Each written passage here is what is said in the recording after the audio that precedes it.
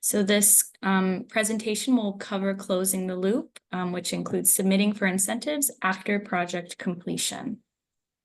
And just so you're aware, we will be posting this recording either end of this week, early next week on the Energy Smart Homes YouTube page, as well as the TRC resources page, which I can link towards the end of today's presentation.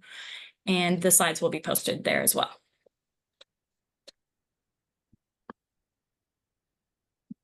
So today we will be covering just some quick introductions of Kate and I, and then we will go into incentive requests, specifically just a quick program refresher, and then incentive request process. We will cover some common errors that the incentive processing team commonly sees throughout this process.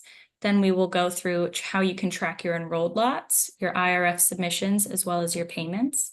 And then we'll end off with just some important end of year deadlines, and we'll have plenty of time for Q&A and discussion. There should be a Q&A section that you'll see in the drop-down bar, but also feel free to type questions in chat as well, especially since it's just, since we have only a few participants, feel free to type them in the chat, and then if it makes more sense to get to them on those slides, we definitely will.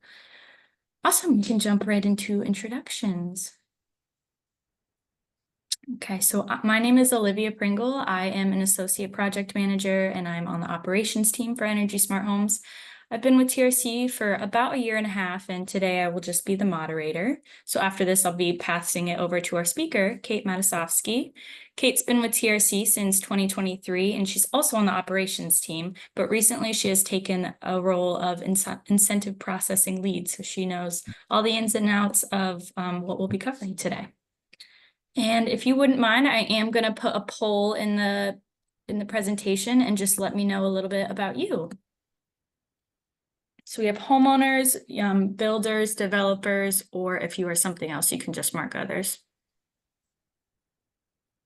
Okay, so we have a developer for production homes or multifamily. Awesome, thank you for answering that.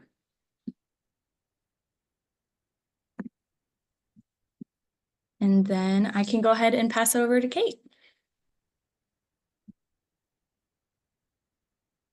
Thanks, Olivia. Well, thank you for being here today. I am Kate Matasovsky, Incentive Processing Lead.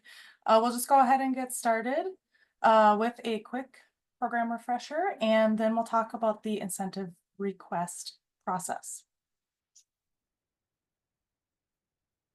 The California Energy Smart Homes program is administered by PG&E, and it does offer advanced technology bonuses. The California Electric Homes program is administered by the California Energy Commission, and it offers energy storage incentives as well as its own bonus incentives. Dual enrolled projects are enrolled in both programs, which will share the base incentive costs. Bonuses, including advanced technology bonuses, are paid by the program offering that specific bonus. And this is, of course, a very abbreviated summary of our programs, but we did want to keep, information in this webinar pertinent to the incentive request process. California Energy Smart Homes, California Electric Homes, and dual enrolled projects use the same forms and process for incentive requests. However, payments are handled separately. That does mean that dual enrolled projects will receive 2 checks for the same lots. And just as an FYI, for this presentation, we'll be using lots as a catch-all term, referring to any of your enrolled addresses, whether they're single family, an ADU, or multifamily units. So when can you request a payment? You must meet all 3 criteria before requesting incentives. The project's technical review must be complete. Our program team will send confirmation that a project has passed and is cleared to begin submitting for incentives. Projects selected for field inspection must pass inspection prior to submitting for incentives. Our program team is required to inspect 15% of all projects, and PG&E also reserves the right to field inspections prior to payment. If your project is chosen for field inspection, your project team will be notified directly for scheduling. The lot you're requesting for must have completed construction and received its certificate of occupancy or other confirmation of occupancy clearance. And lastly, the HERS measures must be complete in the registry. HERS registry, also known as the Cheers registry. And just a note that production builders do not need to wait for project completion and can submit incentive requests as lots complete. And in fact, we would encourage you to submit as often as a monthly cadence, bi-weekly, whatever works for your process. Can you request an ACH payment? The California Electric Homes does support ACH payments, and your operations associate can help you set that up with us. The California Energy Smart Homes program does not support ACH payment.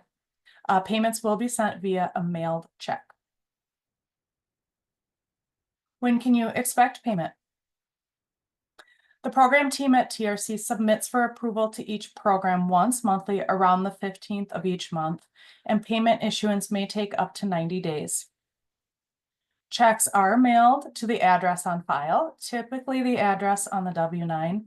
To avoid delays, please confirm the address on file and/or ACH instructions with your operations associate. This participant journey slide may look familiar, but here you see we're at the final steps in our program process. You'll also see that the steps prior are that technical review. If you're unsure of your project status, please contact your operations associate. And one important note on this slide, if your project has lots completing in 2025, but has not transitioned to technical review, we must receive the required review documents prior to Monday, November 17th, for your project to be eligible for 2025 incentive levels. And we will be revisiting this deadline and what I mean by 2025 incentive levels in a later slide. Okay, we've made it to the process steps. I will outline the 4 steps here, and then we'll break them down in the following slides. Step 1, we'll collect the certificate of occupancy from the issuing jurisdiction. And I'll be using certificate of occupancy and COO interchangeably throughout this presentation. Step 2, you will confirm the lot is complete in the HERS registry, also known as the Cheers registry, another interchangeable term. Step 3, you'll complete the incentive request form or IRF. And step 4, you'll submit a copy of all of the COOs for the lots you are requesting, and a copy of that incentive request form by uploading it to the program portal and by notifying your operations associate via email. These instructions are also found on the resources pages of the program websites, and we have links for you there. Okay, step 1, collect certificate of occupancy. So you're going to collect the certificate of occupancy for each lot that has completed construction. And for production builders or multifamily developers, this may require coordination with your construction teams to retrieve these forms or files. That's just going to depend on your involvement and at this point in construction. Some jurisdictions do not offer certificate of occupancy.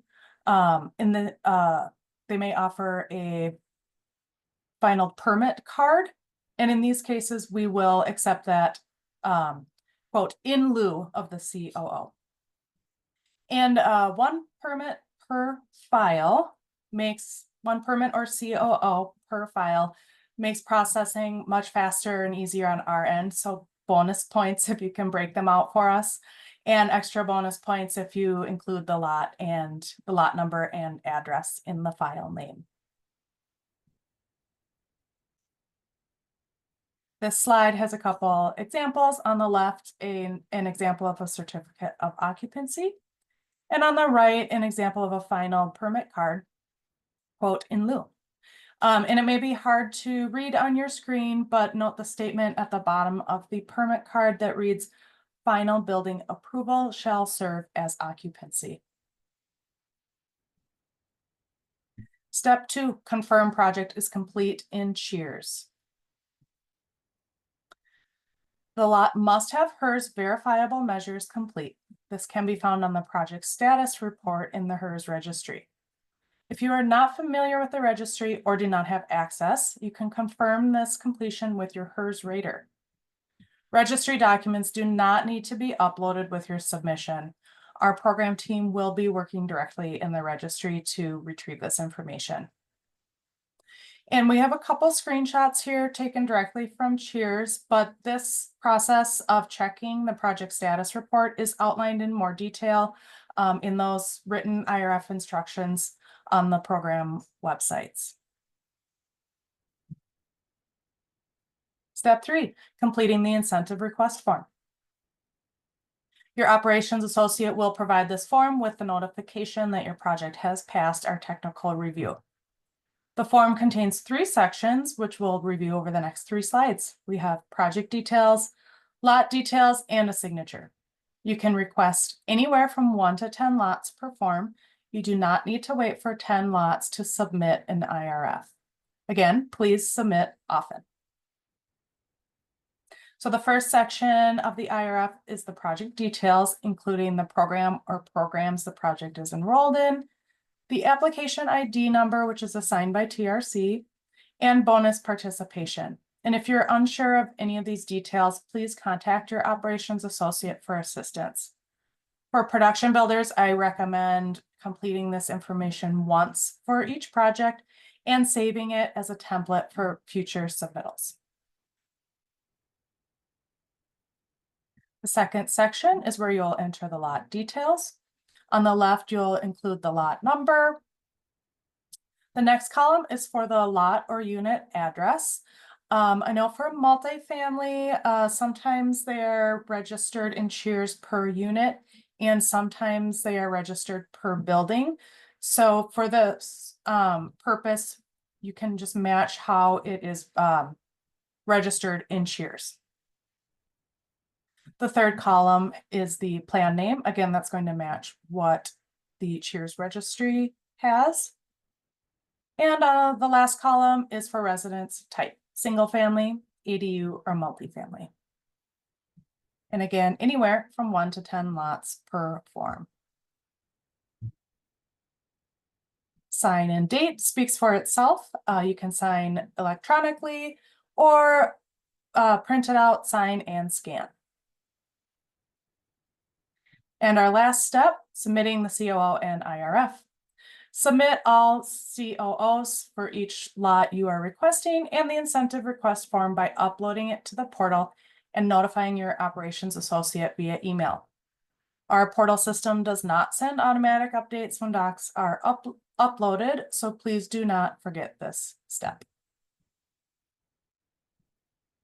This is the same slide as before, just for a review. So we're going to collect the certificate of occupancy, confirm the requested lot is complete in the registry, complete the incentive request form, and submit the COO and incentive request form via the customer portal. And also don't forget to email your operations associate. And again, the registry documents do not need to be submitted. And links again to those IRF instructions online. Okay, so what's next? What happens after your submission? After your incentive request submission, our team completes the following steps. We confirm the lots that were submitted are enrolled in the program. We confirm the lot has completed construction by reviewing the certificate of occupancy or final permit. COO dates must occur after the project's enrollment date. If an enrolled lot receives a COO prior to enrollment, we'll need to make a project adjustment to remove that lot. Next, we'll confirm the Title 24 documents verified by your HERS rater match what was approved during your project's technical review. We will also check that the HERS verifiable measures are complete in the registry. After we've verified the lot for program eligibility, we will request review and payment from the respective program or programs. And upon program's approval, TRC will issue payments via check or ACH. And the following are what we would consider the most commonly found errors on incentive request submissions. Our team will notify you if we come across any of these errors upon our review. The submitted lots are incomplete in shares. This could be that the HERS verifiable measures are incomplete or that we're missing a permit date. The IRF will be held until all submitted lots are completed in shares. Missing signature on incentive request form is an easy fix.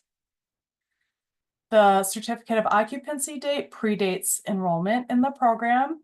This will result in removal of ineligible lots and a project adjustment. Submitting before the project passes technical review. The incentive request will be held until the project has completed technical review. Submitting for lots not enrolled in the program. This can happen if the submitted lots did not have an approved plan type due to not meeting all prerequisites, and the person submitting the incentive request was not aware of that, or perhaps for other reasons. If this comes up for you, please troubleshoot with your operations associate. And submitting duplicates, as in the lot was previously requested. This is a common error, but it's also an easy edit to the incentive request form. And these last few bullets do segue nicely to our next section of the presentation. Tracking for production builders. This goes for multifamily developers as well. Production builders are responsible for tracking their projects and incentive requests throughout the process. Many of our production builders and multifamily developers have a large volume of lots enrolled. And I am pleased to inform you that we now have the ability to provide you with reporting data to aid in your efforts to track these enrolled lots and to reconcile any payments. These reports will include the lots, units, and addresses enrolled in the program or programs, the project status. For example, a project may be in technical review, at incentive processing, or if all lots have been paid, the project would be listed as complete. And importantly, the report will note which lots have been requested for payment, the payment status, and check details. The reports will be updated with regular cadence, so please work with your operations associate to obtain updated reports as needed. And this slide has a partial example of what this report would look like. We see an IRF ID, which our program team assigns, payment status and date, check number, check amount, application ID, lot numbers and addresses, the date we received your incentive request, certificate of occupancy date, and the programs enrolled. There's quite a bit of information on this report, and we are really hoping that this will be very helpful for you all to use. All right, we are almost through this presentation, so thank you for your attention this far. Before moving to our deadlines portion, I want to offer a small disclaimer that the next two slides do contain information on our current end of year deadlines. These deadlines are subject to change. However, we'll never move a deadline up. Program management may choose to extend a deadline just to encourage more program participation. That said, the incentive amounts are currently slated to decrease at the end of 2025. So when I mentioned 2025 level incentives, this is what I'm referring to. Incentives will be reduced by $500 for single family, $200 for multifamily and ADU, and $500 for manufactured homes. Our first important deadline is for projects that have lots completing in 2025, but have not yet started their technical review.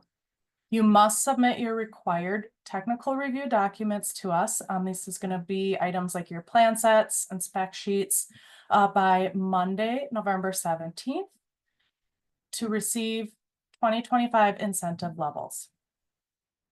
Any lots completed in 2025 must be submitted within 45 days of the technical review completion.